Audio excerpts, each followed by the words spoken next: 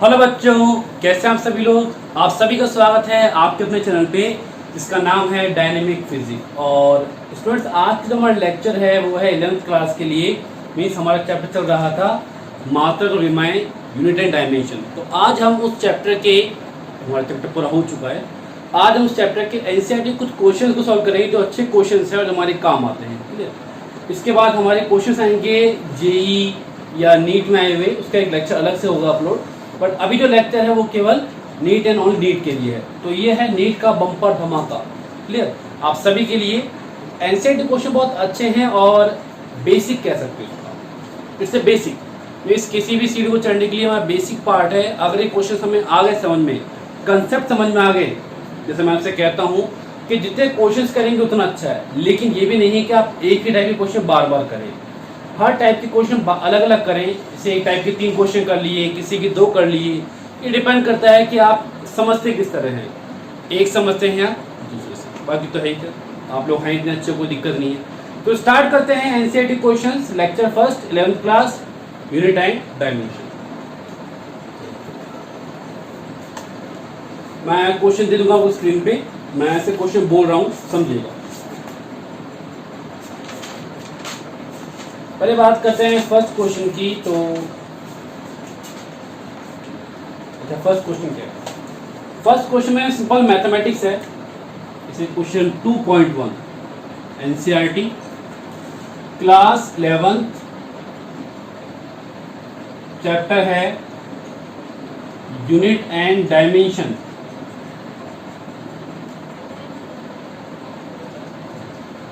इसे क्वेश्चन है पहला, साइड ऑफ क्यूब है 1 सेंटीमीटर। ये क्वेश्चन फर्स्ट का पहला पार्ट है। तो बताओ वॉल्यूम क्या होगा, मतलब आयतन क्या होगा। ठीक है। सेकंड पार्ट है, radius of cylinder 2 centimetre, height 10 centimetre, find surface area of cylinder in mm।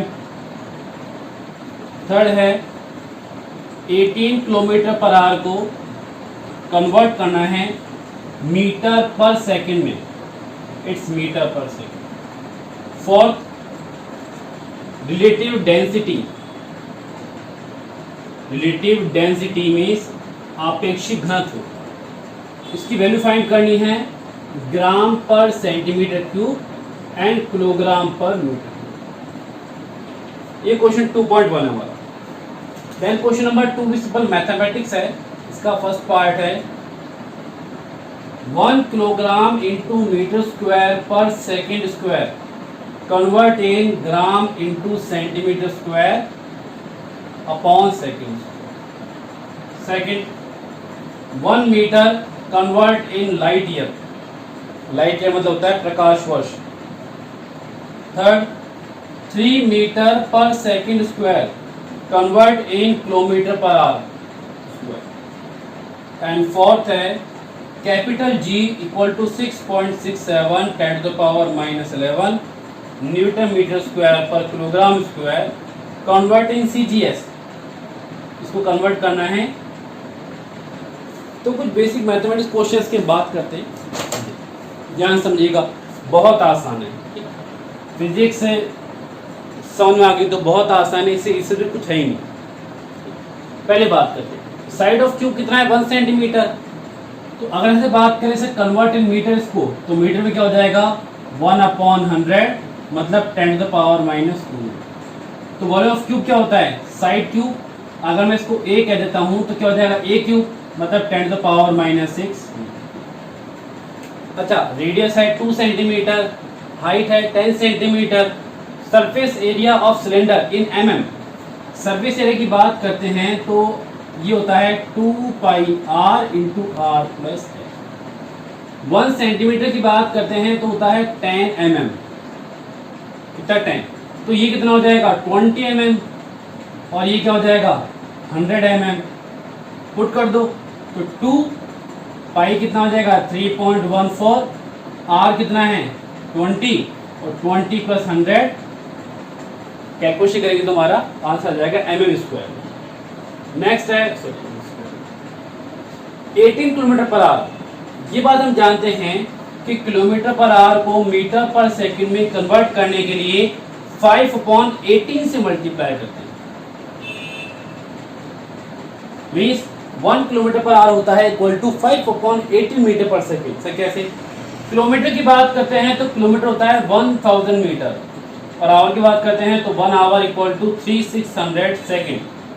So 0 to 0 cancel, 2 से 5 टाइम और ये 18, तो यहाँ से क्या लिखूंगा मैं 18 मल्टीप्लाई 5/18, 5 मीटर पर सेकंड। रिलेटिव डेंसिटी जिसे आप बोलते हैं आपेक्षिक घनत्व, इसका बात ध्यान रखिए। फॉर्मूले की बात करते हैं तो डेंसिटी अपॉन डेट बात करते हैं तो रिलेटिव डेंसिटी जो है यहाँ पे गिवन है वो 13.6 है। क्या 13.6? इसको अगर हम कन्वर्ट करते हैं सीजीएस में, सबसे सीरीज की बात करते हैं तो 13.6 ग्राम पर centimetre cube. Means density of liquid, water की बात करते हैं, वाटर की बात करें, डेंसिटी अपॉन रिलेटिव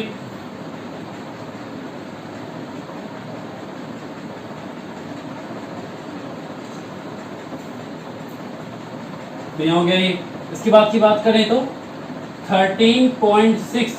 किलोग्राम की बात करते हैं तो ग्राम होता है 10⁻³ सेंटीमीटर होता है 10⁻², मीटर क्यूब है तो क्या हो गया -6, ऊपर जाएगा तो 10⁻³ किलोग्राम पर मीटर। अब लग गई 1 किलोग्राम मीटर स्क्वायर पर सेकंड स्क्वायर। एक तरीका होता है कि सर किलोग्राम को करो ग्राम में कन्वर्ट मीटर को, बट ध्यान से देखा जाए तो किलोग्राम इंटू मीटर स्क्वायर पर सेकंड स्क्वायर होता है जूल। क्या होता है? जूल। मतलब टोटली 1 जूल हो गया, और ये हो गया सीजीएस में अर्ग, तो बात कर चुके हैं। जूल होता है किलोग्राम इंटू मीटर स्क्वायर पर सेकंड स्क्वायर, तो सीजीएस में क्या हो जाएगा ग्राम इंटू सेंटीमीटर स्क्वायर पर सेकंड स्क्वायर। तो क्या लिखेंगे इसको 1 जूल इक्वल टू होता है 10⁻⁷। ऐसे नहीं तो ऐसे देख लो 1 किलोग्राम होता है 1000 मीटर, मीटर होता है 100 सेंटीमीटर स्क्वायर, और नीचे सेकंड का सेकंड ही है, कोई दिक्कत नहीं। तो 10⁻³ 10⁻⁴ 10⁻⁷। इतना आसान? हाँ इतना ही आसान है। अब आती है 1 मीटर की, लाइट ईयर की बात। लाइट ईयर की बात करते हैं जिसे बोलते हैं प्रकाश वर्ष, मतलब एक वर्ष में सूर्य के प्रकाश द्वारा तय की गई दूरी, the length covered by sunlight in 1 year. 1 light year की बात करते हैं तो याद रखिए 1 लाइट ईयर होता है 9.46 10⁻15 metre. 1 light year equal to होता है मीटर में 9.46 10⁻15 मीटर। सॉल्व करेंगे अगर 1 मीटर की बात करते हैं तो divide by 1, so 1 metre equal to क्या हो जाएगा 1/9.46 10⁻15 मीटर। इसको आप जनरली सॉल्व भी कर सकते हैं, इसको ऊपर ले जाओ तो 10⁻⁻15, यहाँ हो गया 9.46, इस पॉइंट को हटाओ तो 20, यहाँ से एक क्या करो 10 से मल्टीप्लाई डिवाइड कर दो, उससे क्या होगा सर अगर मैं 100 मल्टीप्लाई 10 करूँगा तो ये क्या हो जाएगा 1000, और नीचे क्या हो जाएगा 946, यहाँ क्या हो जाएगा इसकी पावर 1 है। हम ये जानते हैं या मैथमेटिक्स से कहती है कि अगर पावर ऊपर जाती है तो पावर माइनस साइन हो जाती है, साइन चेंज हो जाता है। 10⁻16 डिवाइड करो, अप्रॉक्सीमेट 1 तो आएगा, तो आप लिख सकते हैं अप्रॉक्सीमेट 10⁻16। ओके, अगला करें 3 मीटर पर second square equal to 3 kilometre, 3 metre metre पर सेकंड स्क्वायर। अच्छा वो मीटर पर सेकंड का फॉर्मूला था, यह चेंज करेंगे। बात करते हैं मीटर इंटू किलोमीटर, क्या होता है 10⁻³ किलोमीटर। तो क्या लिखिए 3 इंटू 10⁻³ किलोमीटर। 1 सेकंड की बात करते हैं तो देखो 1 आवर कितना होता है 3600 सेकंड। इसको आप चाहो तो ऐसे कर देता हूँ, 1 मीटर होता है 1000, 1/1000, ठीक, और 1 सेकंड क्या हो जाएगा 1/3600।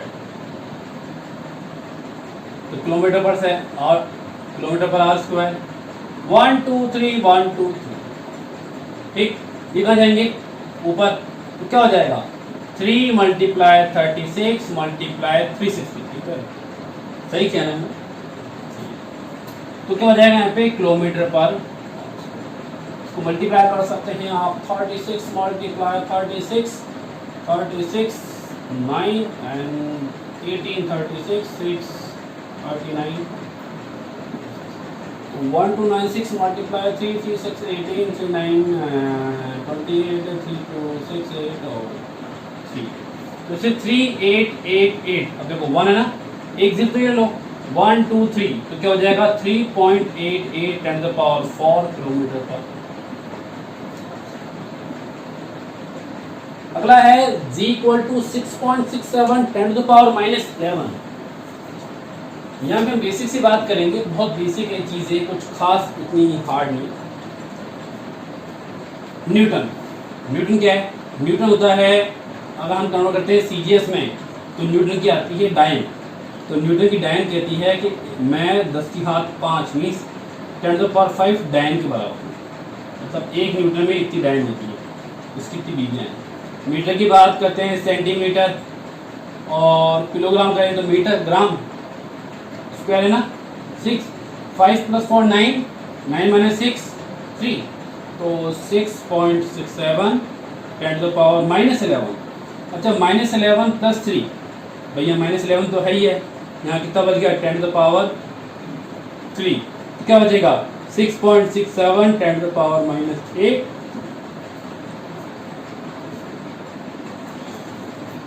8 डायन इंटू सेंटीमीटर स्क्वायर पर ग्राम। सो ये एनसीईआरटी के दो क्वेश्चन जो बहुत इजी हैं, आई होप आप सब कर लेंगे, कोई दिक्कत नहीं है, ठीक है। चलो मैं चिल्ला नहीं करता है।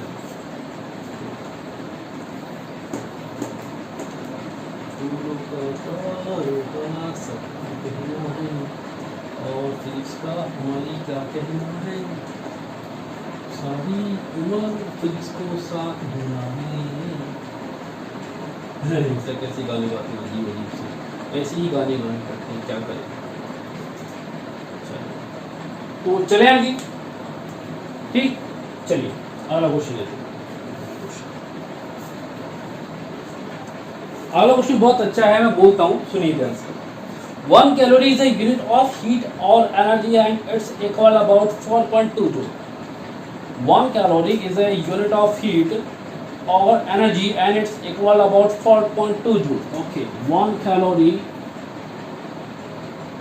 equal to 4.2 joule. We know that 1 joule equal to 1 kilogram meter square per second square. So we can say that 1 calorie equal to 4.2 kilogram meter square per second square. Suppose we employ a system of unit in which unit of mass equal alpha kilogram. उसने कहा कि हमने एक नया system लिया, system of unit, जैसे M K CGS है वैसे हमने एक नया मान लिया, in which unit of mass equal 1 kilogram. उसने कहा सर मास की बात करते हैं, देन मास जो है वो है अल्फा किलोग्राम, ऐसी 1 ही अल्फा किलोग्राम। ऐसी बात करते हैं लेंथ, जब लेंथ की बात करते हैं तो होता है बीटा मीटर, और जब बात करते हैं time, so time is gamma second. Show that A calorie has a magnitude 1 calorie, से क्या कहा 1 कैलोरी शो करो, मीन्स आपको प्रूफ करना है ये कि 1 कैलोरी इक्वल टू है 4.2 अल्फा इनवर्स बीटा -2 गामा, ठीक, ये प्रूफ करना है। हाँ तो कोई दिक्कत नहीं।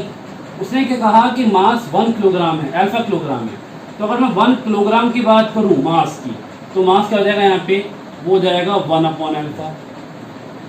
Beta length of unit beta metre है, तो 1 मीटर क्या हो जाएगा 1/बीटा।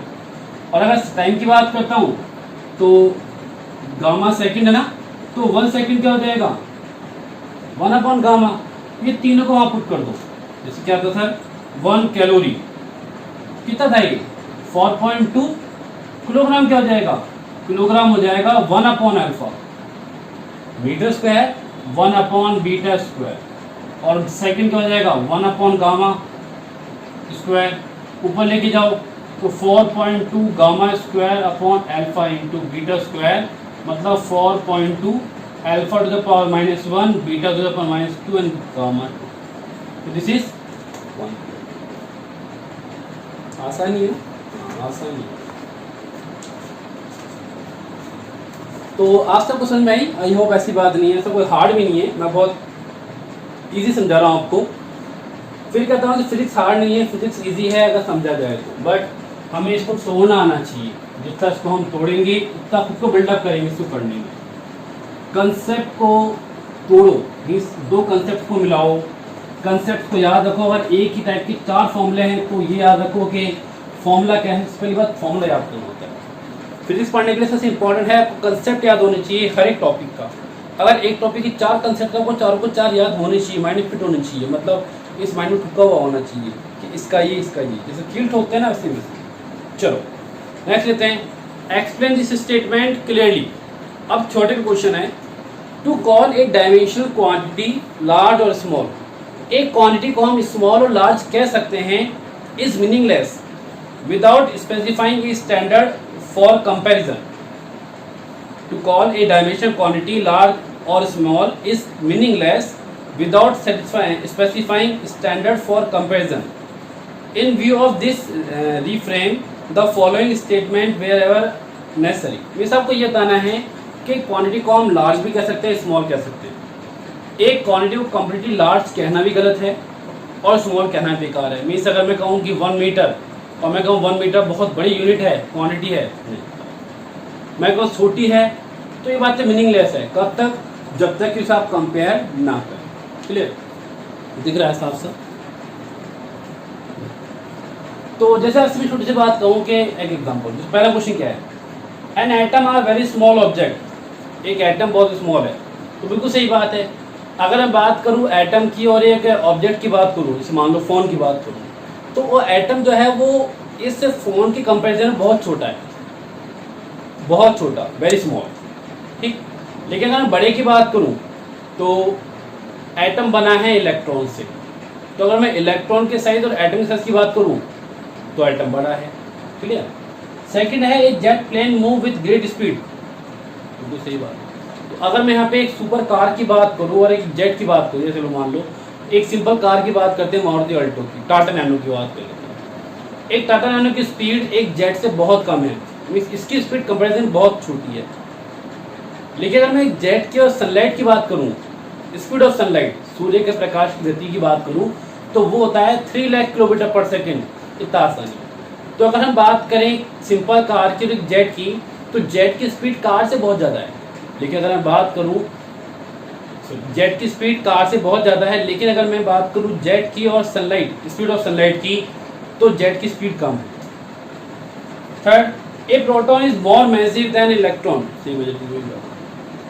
चलिए नेक्स्ट लेते हैं, a new unit of length 2.4 है, question number 2.45। Sorry, a new unit of length is chosen such that speed of light in vacuum is unity. उसने क्या कहा, एक नया सिस्टम लिया, new unit system. New unit system की जब बात की हमने, तो स्पीड ऑफ लाइट को 1 यूनिट कर दिया। वैसे हम कुछ और लेते हैं, स्पीड ऑफ लाइट 1 यूनिट, मतलब जो c है उसकी वैल्यू एक्चुअल कितनी होती है, 3 × 10⁸ मीटर पर सेकेंड। वैसे 2.9 एंड 826 कुछ होती है, बट हम यहाँ पे इसको मार रहे हैं सिग्निफिकेंट के हिसाब से। तो उसने क्या कहा कि स्पीड ऑफ लाइट c जो है 1 यूनिट हो गया।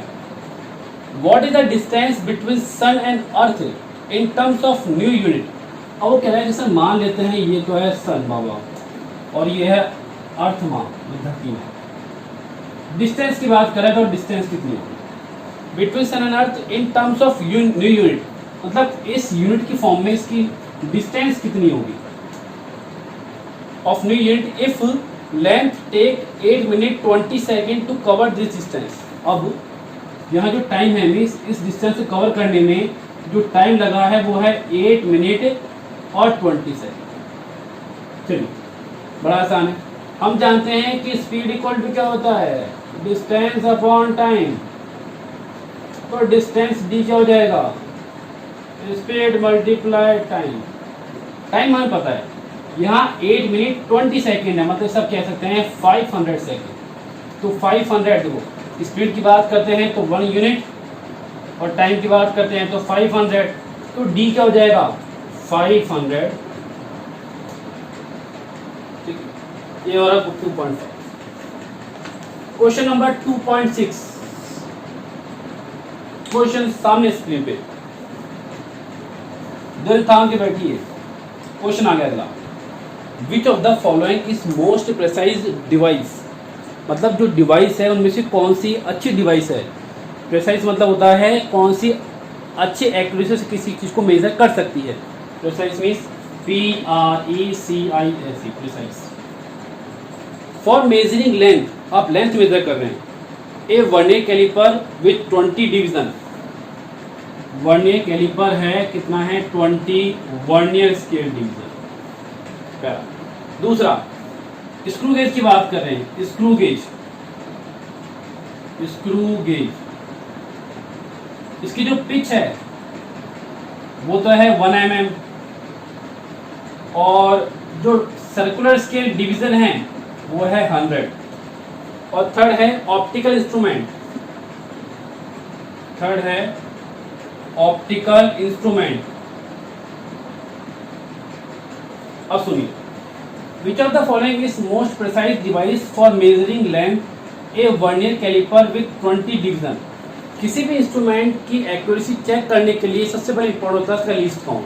लीस्ट काउंट क्या है, least count is the value, is the minimum value which can be measure by instrument. Least count मतलब अल्पतमांक वो वैल्यू है जो वो इंस्ट्रूमेंट कम से कम मेजर कर सकता है। जितनी कम वैल्यू वो मेजर करता है वही उसका क्या होता है लीस्ट काउंट, और वही उसकी एक्यूरेसी को प्रूफ करता है कि उसकी एक्यूरेसी कितनी ज़्यादा है। क्लियर। तो जब वर्नियर कैलिपर की बात करते हैं तो सर, अगर मैंने कहा number of main scale division 1 है, मीन्स 1 सेंटीमीटर कर दो, mm कर दो, सेंटीमीटर है, और नीचे 20 कर दूं मैं, तो 1/20 क्या हो जाएगा 1/10, 1/2.5, तो 0.05 mm, सेंटीमीटर, 6 सेंटीमीटर, सेंटीमीटर। अच्छा, mm की बात कर सकते हैं तो हम जानते हैं 1 सेंटीमीटर कितना होता है 10 mm। तो अगर इसको मैं mm में चेंज करूंगा क्या हो जाएगा, ये हो जाएगा 1 mm में 0.5 mm।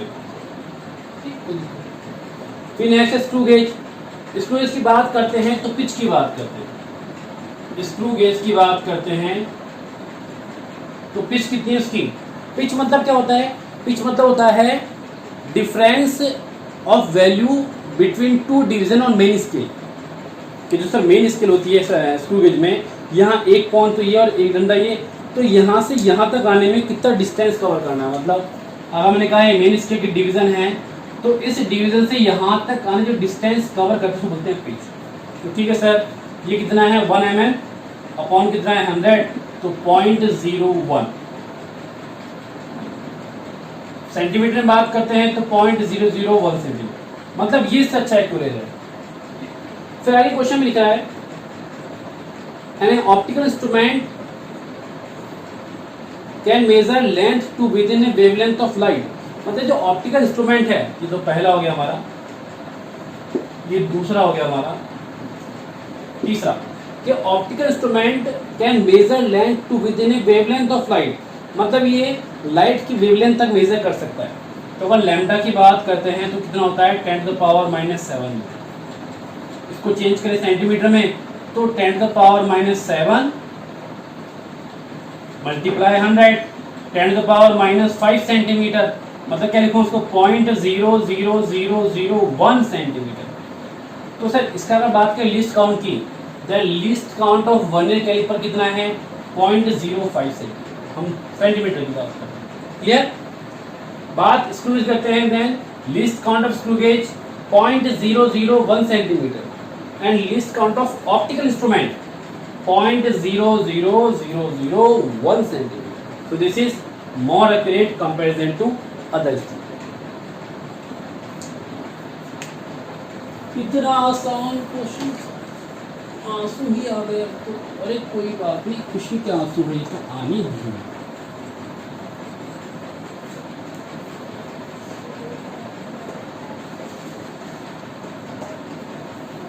चलेंगे क्वेश्चन नंबर 27 ना हो के 2.7 आपके लिए हाजिर है। Question, a student measure the thickness of human hair. हम एक बाल की जो थिकनेस है मतलब मोटाई को नाप रहे हैं bye looking at its through a microscope of magnification 100। उसने क्या कहा, हम जो इंस्ट्रूमेंट यूज कर रहे हैं वो है माइक्रोस्कोप, और इसका जो मैग्निफिकेशन है, मैग्निफिकेशन बताऊं क्या होता है अभी, वो 100 है। He made 20 observation and find that average width of hair in field of view। 20 observation मतलब 20 रीडिंग लेता है वो अलग अलग, and find that average width of here in field of view of microscope is 3.5 mm। तो average width की जब बात करते हैं तो उसने कहा सर एवरेज विड्थ कितनी है, 3.5 mm। क्या पूछा ये, एक्चुअल पूछा थिकनेस क्या। एक माइक्रोस्कोप है, इसका मैग्निफिकेशन 100 है। मैग्निफिकेशन का अर्थ होता है कि अगर मैं किसी इंस्ट्रूमेंट को उससे देखूंगा तो इसकी इमेज एक्चुअल ऑब्जेक्ट की 100 टाइम्स हो जाएगी। बात समझे, मैग्निफिकेशन की बात करते हैं, आप पढ़ते हैं 12th में, फिर 10th में आपने पढ़ा होगा। एक होता है लीनियर, दो होते हैं मैग्निफिकेशन, एक होता है लीनियर मैग्निफिकेशन, ये अपने काम आएगा लीनियर मैग्निफिकेशन, और एक होता है एरियल मैग्निफिकेशन, एक होता है एरियल मैग्निफिकेशन। मैग्निफिकेशन की बात करते हैं तो सर मैग्निफिकेशन जिसे आप बोलते हैं हिंदी में आवर्धन, इसे बोलते हैं आवर्धन। इसे आप बोलते हैं size of image, size of image upon size of object. अब से आपसे कहा मान लो इसका जो इमेज का साइज वो मेरे को नहीं पता, तो मैंने कहा मान लो कि इमेज ऑफ साइज आई है और image size of object 1 centimetre है, मैंने कहा 1 है मान लो। तो अगर मैंने कहा मैग्निफिकेशन 100 है, इसका मतलब साइज ऑफ इमेज जो है वो क्या हो जाएगा, ऑब्जेक्ट का 100 टाइम्स हो जाएगा। The size of image is 100 times of size of. तो मैग्निफिकेशन अर्थ होता है कि वो इंस्ट्रूमेंट उस ऑब्जेक्ट को कितना बड़ा करता है, कितना बड़ा करता है। जितना ज़्यादा बड़ा करेगा मीन्स जितना ज़्यादा मैग्निफिकेशन होगा वो उसको उतना ही लार्ज कर देगा इमेज को। तो अगर मैंने कहा इसका मैग्निफिकेशन 100 है, 100 है, इसका मतलब ये इस ऑब्जेक्ट की साइज को 100 टाइम्स बड़ा कर देता है, 100 टाइम्स बड़ा कर देता है। तो ये है मैग्निफिकेशन। तो यहाँ कह रहा है कि सर एक्चुअल थिकनेस क्या होगी, तो ठीक है एक्चुअल थिकनेस की बात पहले बात करते हैं मैग्निफिकेशन। मैग्निफिकेशन फॉर्मूला क्या होगा इसका, फॉर्मूला होगा इसका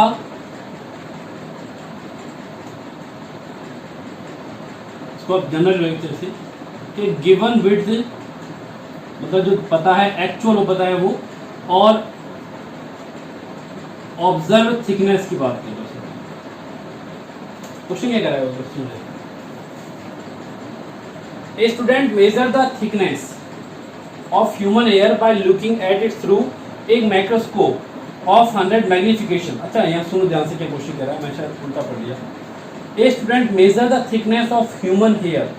एक स्टूडेंट एक पर्सन मीन्स एक ह्यूमन के जो बाल है, हेयर है, उसकी थिकनेस को मेजर करता है। Thickness of human hair by looking at its through a microscope, इसे एक माइक्रोस्कोप से, ऑफ मैग्निफिकेशन 100 मतलब उसका मैग्निफिकेशन कितना है, 100 है, और वो उस माइक्रोस्कोप से जब उसके बालों को देखता है, he makes 20 observation and find that average width of hair in field of view of microscope is 3.5 mm। तो उसने उसे देखा, इसे सर कह सकते हो average width upon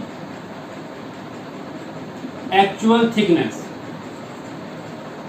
average width of thickness. समझो मतलब क्या है, मैंने आपसे कहा कि मैग्नीफिकेशन मतलब आवर्धन जो होता है वो होता है size of image upon size of object. तो जब उसने माइक्रोस्कोप से उस बाल को देखा, उस हेयर को देखा, तो उससे जो एवरेज विड्थ नजर आई वो कितनी आई, 3.5 mm। अब एक्चुअल तो हमें निकालनी है, तो उसने कहा सर एक्चुअल की बात करते हैं, तो एक्चुअल मैग्नीफिकेशन कितना है उसका 100। तो अगर मैं इसको नीचे ले आऊँ, मीन्स मैं अगर फॉर्मूले की बात करूं, ये तुम्हारा फॉर्मूला है, एक्चुअल थिकनेस की अगर बात करें तो इनको क्या आपस में इंटरचेंज कर देते हैं। तो सर जो विड्थ हमें दिखी उससे माइक्रोस्कोप से वो 3.5 में है, और जो मैग्नीफिकेशन है मतलब वो इसको 100 टाइम्स बड़ा कर रहा है। तो अगर मैं इसको डिवाइड करूं तो 0.035 mm। इसका मतलब जो उस बाल की हेयर की जो एक्चुअल थिकनेस थी वो कितनी थी, 0.035 mm। ये साइज ऑफ ऑब्जेक्ट, ऑब्जेक्ट क्या है पे, यहाँ ऑब्जेक्ट बाल है, ये बात समझ नहीं। मतलब क्वेश्चन कह रहा है कि ये एक बाल है, हेयर खेल तो बहुत बड़ा है हाँ। तो ये बाल है, हेयर है, मैंने इसको देखा माइक्रोस्कोप से, तो मुझे इसकी साइज अगर ये 1 है ना तो मुझे क्या दिखेगी, 100 दिखेगी। कितनी, तो ठीक है सर, मैंने कहा ये साइज ऑफ ऑब्जेक्ट है। मैंने आपसे कहा मैग्नीफिकेशन का अर्थ होता है कि ये इस ऑब्जेक्ट के साइज को 100 टाइम्स बड़ा कर देगा। तो ठीक है, अगर इसको मैं 100 टाइम्स बड़ा करूं तो 0.035 मल्टीप्लाई 100, मतलब 0.2 के बाद आ जाएगा, तो कहाँ जाएगा, इधर। तो 3 सब कुछ 10th का ही है, बस घुमा दिया टीचर ने आपको, लैंग्वेज घुमा दी। सब बातों का खेल है, जो खेल है किस बात का, क्लियर है। तो एक्चुअल थिकनेस ऑफ एयर क्या हो गई, 0.035 mm। क्या हमारे टाइम में एक ऐसी एनसीईआरटी हार्ड लगती थी, लेकिन जब हम थोड़े से बड़े हो गए, तो हमें अच्छी लगी। जो चीज़ कठिन लगती है, हार्ड लगती है, उसी में मज़ा होता है करने में, सरल तो उसको कर लेता है। क्वेश्चन नंबर 2.9 ले रहा हूँ मैं। कुछ क्वेश्चन जो नहीं कर रहा था थ्योरेटिकल है वो कर रहे हैं, कोई नहीं बात। अब देखिए, the photograph of a house occupied an area of 1.75 centimetre on 35 mm slide. मतलब एक स्लाइड है, मान लेते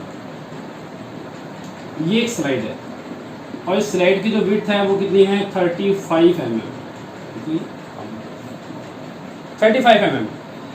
द स्लाइड इज, अच्छा, the photograph of a house occupied an area of 1.75 centimetre square. मतलब मैंने इसका घर बनाया, जब मैंने इसके घर बनाया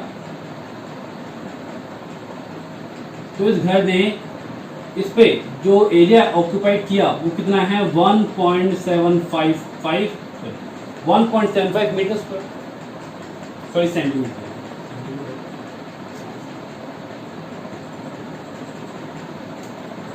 the slide is projected on to a screen, इसको आपने स्क्रीन पर डाल दिया, and area of house on screen is 1.5 mm square. तो जब इसको आपने स्क्रीन पे डाला, मीन्स जब मैं इसको स्क्रीन पे डाला, ये स्क्रीन है, तो इसने कितना एरिया ऑक्यूपाइड किया, 1.55 metre square. What is the linear magnification of projector screen arrangement. अब देखो आगे ना क्या पूछ रहा है वो, लीनियर मैग्निफिकेशन। मैंने आपसे कहा था कि मैग्निफिकेशन 2 टाइप का होता है। मीन्स अगर हम बात करते हैं अलोंग टू लेंथ तो हम बात करते हैं लीनियर मैग्निफिकेशन की, और हम बात करते हैं एरिया के करस्पॉन्डिंग में तो हम बात करते हैं एरियल। तो लीनियर और एक होता है एरिया। लीनियर में आप लेंथ को कंसिडर करते हैं और एरियल में आप एरियल। तो क्वेश्चन की बात करते हैं, तो जब मैग्निफिकेशन की बात करते हैं, मैग्निफिकेशन तो जब लेंथ है तो आप लेंथ लो, और जब कह रहा है एरियल मैग्निफिकेशन तो वही same size of image screen पे। ऑब्जेक्ट ये था, तो मैंने कहा सिर्फ मान लो मैंने घर है, ये ऑब्जेक्ट है मेरा, इसको मैंने डाला है एक स्लाइड पे, तो मेरी ये ऑब्जेक्ट हुआ और वो क्या जो स्क्रीन स्लाइड पे है वो इमेज होगी। जब मैंने स्लाइड पे जो घर बना हुआ था उसको मैंने डाल दिया स्क्रीन पे, तो अब मेरे लिए ये तो हो गया ऑब्जेक्ट, ये क्या हो गई इमेज। तो ऑब्जेक्ट कितना है सर, इमेज की बात करते हैं तो मैग्निफिकेशन क्या होता है, इमेज अपॉन ऑब्जेक्ट। तो इमेज कितना है 1.55, और ये सेंटीमीटर में है तो 1.75 सेंटीमीटर, तो 10⁻⁻⁴ मीटर स्क्वायर। सेंटीमीटर स्क्वायर है तो मीटर आ गया। मीन्स 1 मीटर होता है 100 सेंटीमीटर, तो 1 सेंटीमीटर क्या हो जाएगा 10 टू द पावर -2। ठीक, तो 1.75 और ये क्या आएगा 10 टू द पावर -4। तो 1.75 1.55 10 टू द पावर 4 डिवाइड करेंगे ऐसे तो कैंसिल हो जाएगा पॉइंट टू पॉइंट। अच्छा डिवाइड करेंगे कितना आएगा अप्रॉक्स 1 आएगा, तो मैं कह सकता हूँ approx 10 to the power 4। Unit नहीं है, मैग्नीफिकेशन की बात करते हैं तो मान लेते हैं कि साइज ऑफ इमेज मीटर में, साइज ऑफ ऑब्जेक्ट मीटर में, या area of image metre square में, area of object metre square है, तो मीटर स्क्वायर कैंसिल। तो याद रखिएगा मैग्नीफिकेशन एक डायमेंशन लेस क्वांटिटी है। ठीक हो गया 10 टू द पावर 4। ये क्या है मेरे पास एरियल मैग्नीफिकेशन पूछ रहा है what is the linear magnification. तो जब भी लीनियर की बात करें तो अगर मैंने थोड़ी देर मान लो मैंने कहा स्लाइड है और इस स्लाइड की लेंथ l है, तो उसका एरिया क्या हुआ l स्क्वायर, मतलब मैं कहता हूँ थोड़ी के लिए l स्क्वायर, तो l क्या हो जाएगा रूट। तो जब भी आपको लीनियर मैग्नीफिकेशन दिया हो, मतलब लीनियर मैग्नीफिकेशन निकालना हो, तो आप क्या करेंगे square root of areal magnification, मतलब जो आपने एरियल मैग्नीफिकेशन इसको बोलते हैं हिंदी में क्षेत्रीय आवर्धन, क्षेत्रीय आवर्धन, और जो लीनियर है उसको बोलते हैं रेखीय आवर्धन। ये आप पढ़ेंगे, अभी और पढ़ेंगे, नहीं पढ़ा 12 में, चैप्टर नंबर 12 आएगा। तो अगर हमने कहा सर एरिया मैग्नीफिकेशन क्षेत्रीय आवर्धन दिया है, तो लीनियर मैग्नीफिकेशन मतलब रेखीय आवर्धन निकालने के लिए उस क्षेत्रीय आवर्धन का एरिया मैग्नीफिकेशन का रूट निकाल दीजिए। तो क्या हो जाएगा sir root 10 to the power 4, this is 10 to the power, unit नहीं है, dimensionless and unitless होता है। क्लियर। तो हमने बहुत से क्वेश्चन सॉल्व किए, कंसेप्ट सीखे, हम हर टाइप के अलग अलग क्वेश्चंस करेंगे, मैं आपको एक टाइप के सारे क्वेश्चन नहीं कराऊंगा। क्लियर। तो मजा आया ना। अब तो फाड़ देंगे एनसीईआरटी को, अपन पेपर फाड़ देंगे, फाड़ने मतलब कर देंगे अच्छे से। अब तो 100 बाय 100 नीट वालों के लिए, सभी के लिए कहें कि जो बच्चा भी फ्रेशर है, जो भी 11th में आएगा, जो 12th में चला गया, जिसका 11th का बेसिक वीक है, जैसे कि हर टीचर कहता है, मेरा मानना गलत है। मेरा मानना ये है कि अगर आप ये कह रहे हो कि बेसिक वीक है आपका, तो ये कहने का कोई हक नहीं है, क्योंकि अगर आप टीचर हैं फिजिक्स के और आप अच्छा पढ़ाते हैं जैसा आप मानते हैं, तो उसका बेसिक पहले क्लियर कराइए। इतना मुश्किल भी नहीं बेसिक क्लियर कराना, बहुत आसान है, बट बेसिक क्लियर कराइए। केवल ये बोलना कि बेसिक वीक है स्ट्रॉन्ग करो, खुद बच्चा नहीं करेगा। ऐसा बोलने से अपनी जो चीज़ें हैं वो छुपा रहे हैं कि या तो आपको नहीं आता सिखाना या आपको पढ़ाना नहीं आता। तो टीचर अगर फिजिक्स बोरिंग लगती है, ये बात अलग है कि बच्चे को पढ़ने की इच्छा ना हो।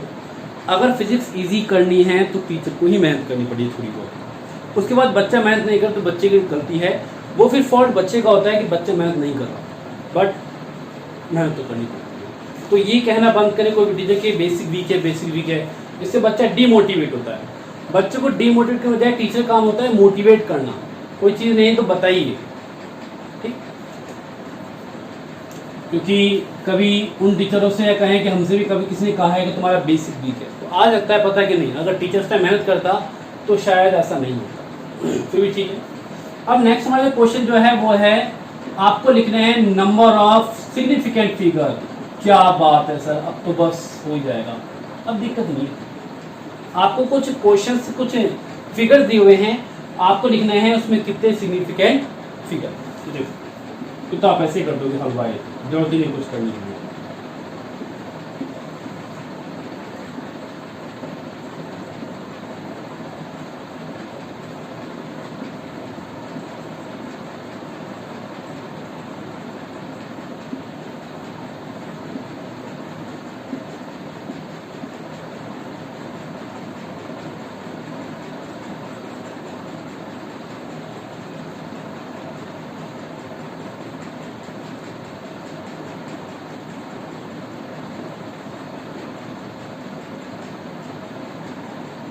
इधर से कर दो कि कितने इसमें 1 है ना। क्या रूल था?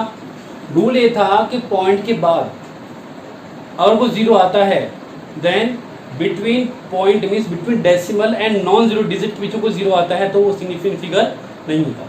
मतलब दशमलव के बाद अगर कोई 0 आता है तो दशमलव और अशून्य संख्या के मतलब जो 0 आते हैं वो हमारे सार्थक अंक नहीं होते।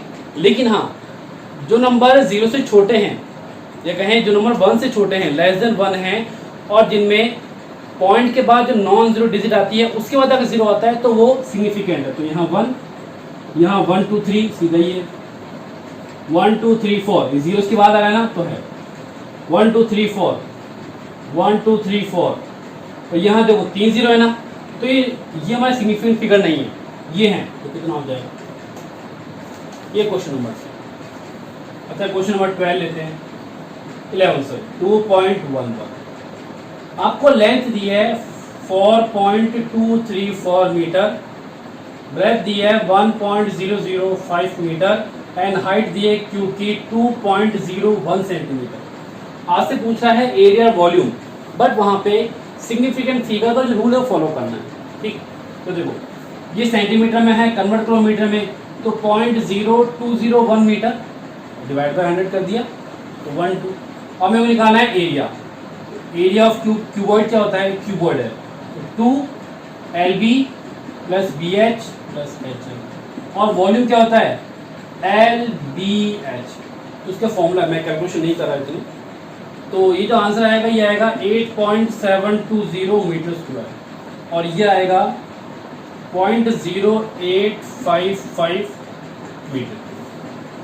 अब यहाँ पे सिग्निफिकेंट फिगर का रूल फॉलो होना है, मीन्स हमें जो आंसर निकालना है वो अकॉर्डिंग टू सिग्निफिकेंट फिगर के हिसाब से निकालना है, मतलब सार्थक अंक के हिसाब से आंसर निकालना है। तो यहाँ की बात करते हैं तो यहाँ 4 क्या है सिग्निफिकेंट फिगर, जबकि हमने बात की थी कि जब भी हम को कैलकुलेशन करते हैं और जहाँ मोर देन 2 डेटा हो, मतलब 2 से ज़्यादा कोई फिगर्स हो हमारे पास, जैसे LB की बात करें, तो जो लास्ट आंसर आएगा उसमें लीस्ट सिग्निफिकेंट फिगर के हिसाब से आंसर आएगा। मतलब यहाँ 4 है, यहाँ 3 और यहाँ 3 है, तो उसका जो आंसर आएगा वो 3 तक ही आएगा, मीन्स 8 पॉइंट। अब यहाँ की बात करते हैं तो कितने फिगर है 3। ऐसा नहीं कि गलत आंसर नहीं, आप 0.085 नहीं कर सकते, रीजन यहाँ 3 है, तो रूल ये है कि अगर यहाँ 3 है तो यहाँ भी 3 होनी चाहिए, तो ये हमारा आंसर सही है। तो एक तो हो गया 8.72 मीटर स्क्वायर, और एक क्या हो गया वॉल्यूम 0.0855 सेंटीमीटर। क्लियर? और लेते हैं आगे क्वेश्चन 2.12। सेम सारे क्वेश्चन इसी तरह के। क्वेश्चन ये है द मास ऑफ बॉक्स, एक बॉक्स का जो मास है, मास ऑफ बॉक्स कितना है 2.300 किलोग्राम। 2 गोल्ड पीस, अब 2 गोल्ड पीस है मतलब 2 सोने के बिस्किट है, और इसका जो मास है वो कितना है 20.15 ग्राम, और इसका है 20.17 ग्राम। तो क्या टोटल मास कितना है? ठीक है, टोटल मास की बात करते हैं तो 2.300 20, अच्छा ग्राम में है, इसे कन्वर्ट करो किलोग्राम में, तो क्या लिखेंगे देखो डिवाइड बाय 1000, तो 0.02015 किलोग्राम। इसके लिए 0.02017 किलोग्राम दिख रहा है ना, दिखना भी चाहिए, हाँ दिख रहा है। तो टोटल मास क्या हो जाएगा सर 2.300 0.0215 0.02, ये 12 और ये 3 और ये 4 और ये 3 और ये, तो 2.3432 किलोग्राम। बट ये हमारा फाइनल आंसर नहीं है। रीजन क्या है देखो, यहाँ की बात करते हैं तो सर यहाँ पे हैं 1 2 3 4 1 2 3 4, तो यहाँ पे कितने हैं 1 2 3 4 5, तो बताइए आंसर क्या आएगा इसका किलोग्राम में। तो यहाँ की बात करें तो यहाँ 2.33, उसका जो आंसर आपकी बुक में जो दिया हुआ है वो दिया है 2.3 किलोग्राम। कितना 2.3 किलोग्राम। चलिए एक क्वेश्चन है, अच्छा इसमें कह रहा है डिफरेंस इन मास, इन दोनों की मास में डिफरेंस क्या होगा। तो ठीक है, तो सर 0 पॉइंट ग्राम में करें किलोग्राम में, कैसे कर लो। अगर मैं ग्राम में करता हूँ difference in mass, difference in मास, तो क्या लिखेंगे ग्राम में करता हूँ तो 20.17 -20.15 कितना आएगा 0.02 ग्राम, 0.02 ग्राम। तो ये हमारा क्वेश्चन नंबर 12 ऑफ एनसीईआरटी। देखिए चलिए चले चले चले चले चलो चलो चलो चलो गांव में चलो, फिजिक्स के गांव में चलो। ये फिजिक्स की दुनिया है जो बहुत खूबसूरत है अगर देखा जाए तो। ये अगर हार्ड ही होती है सबके लिए हार्ड होती। एक बच्चे के जिसके फिजिक्स में बोर्ड में 100 मार्क्स आ रहे हैं, या स्कूल की बात करें, स्कूल में अगर किसी 5 बच्चों के फिजिक्स में 100 मार्क्स आ रहे हैं तो ऐसा तो है नहीं कि हार्ड है। कोई चीज़ हार्ड जब होती है तो वो सभी के लिए हार्ड होती है। वैसे दुनिया में आजकल कुछ हार्ड होता नहीं है। चलिए हम क्वेश्चन नंबर 2.13, ऐसा ही क्वेश्चन आपके जेई और नीट में आया हुआ है। आपका जो नेक्स्ट लेक्चर आएगा जेई नीट का, तो उसमें एक क्वेश्चन सॉल्व हो जाएगा, मैं नहीं करवा रहा। फॉर्मूला देखा, फॉर्मूला क्या है A3B² ये क्वेश्चन दिया है और ये पूछता है find percentage error in P। तो हम जानते हैं कि अगर हमें कोई क्वांटिटी दी है तो चाहे वो मल्टीप्लिकेशन में हो चाहे वो डिवाइड में, अगर हमें एरर निकालनी है तो फॉर्मूला क्या होता है, देखो del A/A, del B/B, del C/C and del D/D। इसकी पावर 3 है, इसकी पावर 2 है, इसकी पावर 1/2 है, इसकी पावर।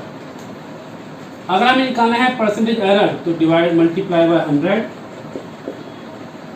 क्वेश्चन आपको दिया जाएगा percentage error in A, percentage error in B, in C, in CD, value put करते जाओ। जैसे मान लो मैं आपसे कह रहा हूँ कि percentage error in A, B, C और D, ये दिया मेरे को 4, ये दिया मेरे को 1, ये मेरे को दिया 2 और ये दिया 3। तो करो अप्लाई। तो 3 × 4 प्लस 2 × 1 प्लस 1/2 × 2 प्लस 3। तो क्या हो जाएगा, यहाँ पे 2 से 2 कट जाएगा, 12 plus 2 plus 1 plus 3, 12 plus 2 14 plus 4 18। तो कितना हो जाएगा 18% परसेंटेज एरर इन P।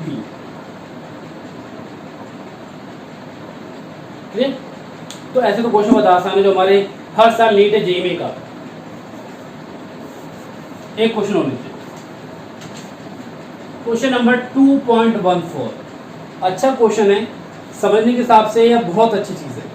देखिए आपको 4 इक्वेशन दी है, अब सुनिए क्या y = a sin 2πt/, फिर है y = a sin bt, एक है y = a/t sin t/a, और 4 दिया है y = a√2 sin 2πt/t plus cos 2πt।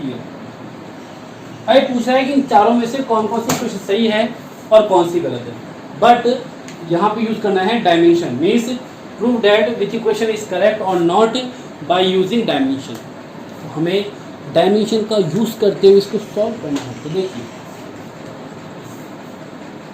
चले, सबसे पहले इंपॉर्टेंट ये है कि हम बात कर चुके हैं इसमें लिमिट ऑफ डायमेंशन, विमाओं के सीमा बंधन में, कि साइन कॉस टेन कॉट जितने भी ट्रिग्नोमेट्रिक फंक्शन है वो डायमेंशन लेस होते हैं। तो कुल मिलाकर आपको चेक करना है पहले ये वाला पार्ट कि डायमेंशन लेस है कि नहीं। जैसे यहाँ 2π है, एक एंगल है, डायमेंशन है। टी की बात करो टी टाइम और नीचे का टाइम पीरियड, तो इसकी यूनिट अगर सेकंड है तो इसकी भी सेकंड, तो सेकंड बाय सेकंड बच गया। एक है एम्पलीट्यूड, इसे बोलते हैं आयाम। एम्पलीट्यूड एक तरह की लेंथ ही है, तो मीटर मीटर इसकी बात करते हैं। ये v मतलब मीटर पर सेकंड, और t सेकंड, गलत है, डायमेंशन है। तीसरा t/a, t है टाइम, सेकंड। एक की बात करते हैं तो एक है एम्पलीट्यूड मतलब लेंथ, तो सेकंड/मीटर, डायमेंशन लेस नहीं है ना। यहाँ की बात कर लो तो ये भी गलत है। फोर्थ की बात करें तो y = a√2 sin 2πt/t plus cos 2πt/t। इसकी बात करते हैं तो यहाँ t/t सेकंड/सेकंड, सेकंड/सेकंड, तो ये भी क्या होगा डायमेंशन लेस। a√2 √2 एक नंबर है, नंबर पहले से लेस होते हैं, तो क्या बच गया सर, मीटर मीटर मीटर। मतलब जिस क्वांटिटी में डायमेंशन के रूल फॉलो हो रहे हैं वो हमारी सही है, और जहाँ नहीं हो रहा वो गलत। तो हमारी 2.14 तक सारे क्वेश्चन हो गए एनसीईआरटी के। हमने बहुत आसान तरीके से क्वेश्चन किए हैं, कोई कंसेप्ट ऐसे लगाया जो हमने नहीं पढ़ा। हमने सारे कंसेप्ट वही यूज़ किए हैं जो आज तक हमने पढ़े हैं हमारे पूर्व कक्षाओं में, मीन्स प्रीवियस क्लासेस है। ये देखो हलवाई तो होता है। चलिए कुछ क्वेश्चन और करते हैं जो इजी हमारे अच्छे हैं। A unit of length convenient and on atomic scale is known as angstrom. एक लेंथ की यूनिट है, इसको बोलते हैं एंगस्ट्रॉम। 2.16 एंगस्ट्रॉम 10⁻⁻⁻। 1 एंगस्ट्रॉम की बात करते हैं तो 10⁻⁻10 मीटर लिख दिया है मैंने फिर। Size of hydrogen atom is about 0.5 angstrom. तो उसने कहा साइज ऑफ हाइड्रोजन एटम कितनी है, 0.5 एंगस्ट्रॉम, मतलब 0.5 10⁻⁻। Total atomic volume in metre cube of a mole of hydrogen atom, हमें निकालना है वॉल्यूम। तो ठीक है, अगर मेरे को वॉल्यूम दिया है, मीन्स हमें आर दिया है, साइज ऑफ एटम का मतलब है आपको दिया है आर। तो आर अगर आपको दिया है ये, तो वॉल्यूम क्या दिक्कत है, V 4/3 पाई आर क्यूब, क्योंकि एटम स्फेयर होता है, एटम एक गोला होता है, गोला मीन्स गोला होता है, गोला क्या होता है। तो 4/3 22/7 0.15 को लिखते हैं 1/2, तो 1/2 क्यूब और 10⁻⁻30। तो यहाँ से आप 2 को कैंसिल कर सकते हैं, और एक जो 2 बचेगा उससे ये हो जाएगा 11 टाइम भाई 2 2 2 2 बार। ठीक है, तो यहाँ क्या हुआ 11/7 × 3 21, और यहाँ हो जाएगा 10⁻⁻30।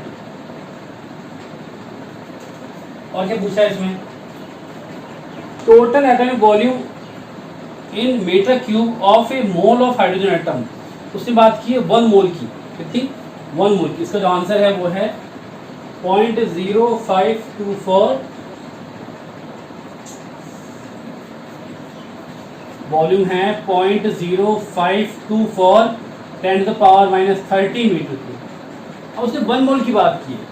जब 1 मोल की बात करते हैं तो 1 मोल of hydrogen atom, 1 mole of hydrogen atom कितना होता है 6.023 10⁻23। तो उसकी बात करते हैं तो वॉल्यूम कितना है, मीन्स 1 मोल में इतना है। तो टोटल वॉल्यूम में बात करें तो 0.0524 मल्टीप्लाई 10⁻⁻30 मल्टीप्लाई 6.023 10⁻। तो उसका आंसर आएगा वॉल्यूम ऑफ, ये आंसर आएगा 3.16 10⁻⁻7। ये क्या है, ये है volume of 1 mole of hydrogen atom. ये क्या था, वॉल्यूम ऑफ 1 हाइड्रोजन एटम, और ये है volume of 1 mole of hydrogen atom. मतलब हाइड्रोजन एटम के 1 मोल का कितना वॉल्यूम है, और ये क्या है हाइड्रोजन के एक एटम का वॉल्यूम। ये है हाइड्रोजन के 1 मोल का वॉल्यूम। ठीक, नेक्स्ट हमारा है छोटी क्वेश्चन है 2.18 2.17 72.19 2.19 कर लेते हैं, अच्छा क्वेश्चन है। इसके बाद शायद छोटी क्वेश्चन है,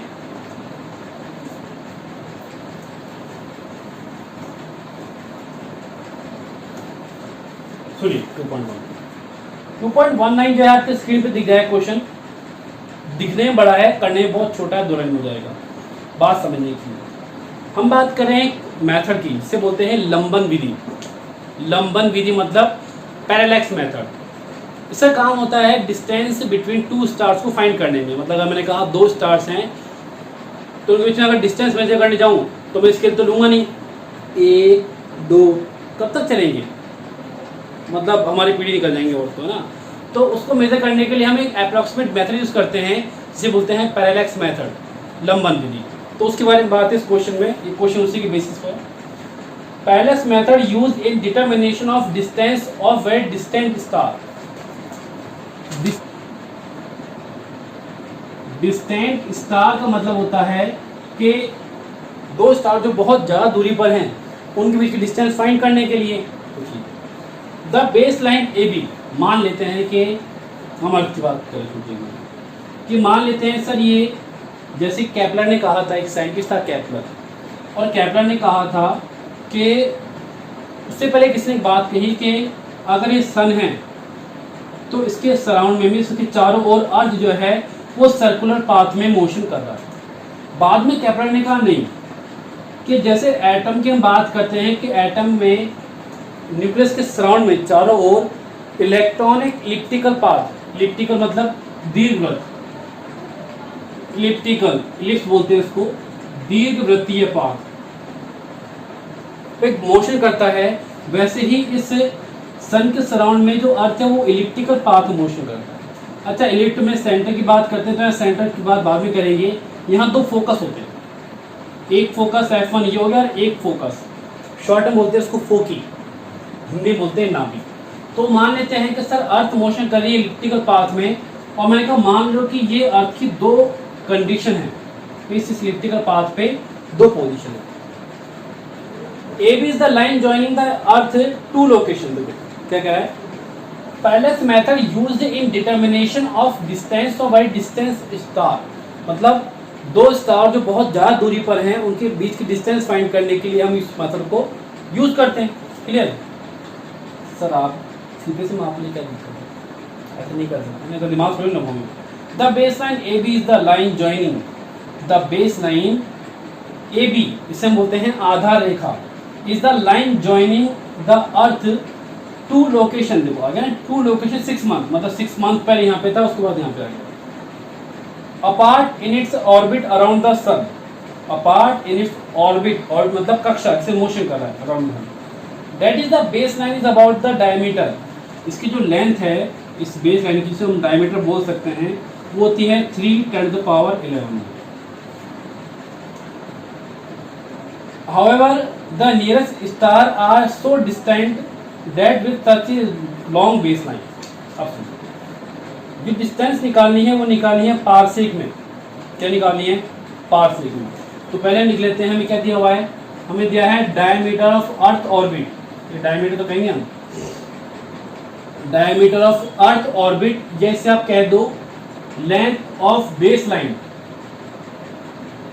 लेंथ ऑफ बेस लाइन मतलब आधार रेखा की दूरी कितनी है, दोनों एक ही है, 3 × दोनों एक ही है, मतलब ये दोनों एक ही है, 3 × 10⁻11। और चीज बात करें अर्थ की, तो अगर ये डायमीटर है, अर्थ की हम बात कर रहे हैं, अगर इसको मैं कहूँ रेडियस ऑफ अर्थ ऑर्बिट का, तो रेडियस कितना हो जाएगा इसका, ये डायमीटर है तो आर हो जाएगा 3/2 10⁻11, मतलब 1.5 10⁻11। हमें निकालना है पारसेक में। अभी कह रहा है सुनो, a parsec is a convenient unit of length, अभी क्वेश्चन चल रहा है, a parsec is a convenient unit of length on astronomical scale. Distance की बात करते हैं तो जहाँ डिस्टेंस बहुत ज़्यादा होती है वहाँ हम 3 काम लेते हैं, लाइट ईयर प्रकाश वर्ष, पारसेक, पारसेक ही कहते हैं, एंड एस्ट्रोनॉमिकल यूनिट जिसे बोलते हैं खगोलीय मात्रक। ठीक, it is the distance of an object that will show, it is the distance of an object, ये एक ऑब्जेक्ट डिस्टेंस है, that will show a parallax of 1 second of arc from opposite end of base line. मतलब अगर मैंने कहा कि इसके opposite and है तो ये अपोजिट एंड यहाँ पे एंगल बनाएंगे, तो ये जो एंगल बनाएंगे यहाँ पे, ये थीटा और ये थीटा कितना हो जाएगा 1 से।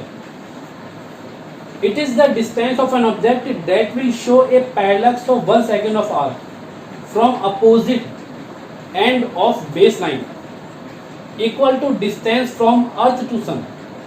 अब कह रहा है कि जो डिस्टेंस ये वाली है ना, it is the distance of an object, ये वो डिस्टेंस ऑब्जेक्ट की, that will show a parallax of 1 second, parallax of 1 second angle हो गया, of arc from opposite end of base line equal to distance from earth to sun. How much is a parsec in terms of metre. तो अगर है कि parsec को metre में क्या लिखोगे आप? तो मेरे पास आ गया डायमीटर आ गया, इससे हमने कहा length of base line R निकाल लिया। इससे हमने 1 सेकेंड की बात करते हैं तो 1 सेकेंड में अप्रॉक्स 4.2 10⁻⁶ रेडियन होता है। मीन्स आप 1 सेकेंड को इतना रेडियन कह सकते हो। एक्चुअली 4.8 10⁻⁶। अब डिस्टेंस निकालनी है तो आपने फॉर्मूला पढ़ा है बहुत सिंपल है, एंगल। एंगल इक्वल टू क्या होता है? Arc upon radius. बताइए क्या होगा इसमें? इसको पॉज कीजिए और देखिए आगे की क्या होगा।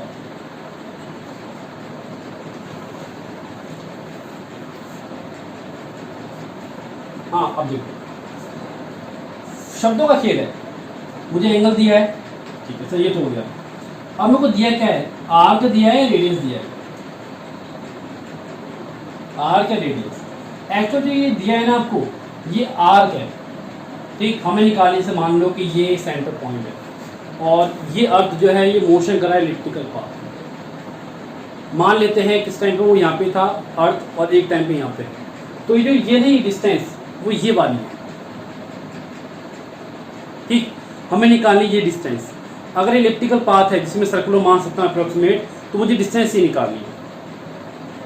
तो जो क्या बन रहा है, अगर इसको पूरा बनाऊँ तरह से क्या बन जाएगा? एक सर्कल बन जाएगा। तो ये मेरे पास आर्क हो गया। तो जो निकाल रेडियस, तो मैं कहता हूँ theta equal to R upon D. D निकालना है तो D equal to R upon theta. R put कर दो, थीटा पुट कर दो, तो ये हमारा आंसर हो जाएगा। इसका आंसर आएगा अप्रोक्सीमेट 3.09 10⁻। तो ये हमारा एनसीईआरटी के कुछ बेसिक क्वेश्चन थे। इसके बाद जो क्वेश्चन है वो थ्योरेटिकल है, तो कोई खास मतलब नहीं कराने से आप पढ़ के भी कर लेंगे, इतनी तो आप समझदार हैं, कोई दिक्कत नहीं है आई होप। तो ये सब चीज़ें हैं। नेक्स्ट लेक्चर में इस चैप्टर के में हम बात करेंगे जेईई क्वेश्चंस की। तो पढ़ते रहिए, जितना आप खुद को बिल्डअप करेंगे उतना अच्छा है, क्योंकि आप जानते हैं आगे फ्यूचर में बहुत ज़्यादा कॉम्पिटिशन है। तो मेरा मोटिव है आपके सब्जेक्ट ईजी करना, ताकि आप कहीं भी अटके नहीं, ना नीट में ना जेईई में। सो पढ़ते रहिए। I am with you always. Best of luck. Thank you very much.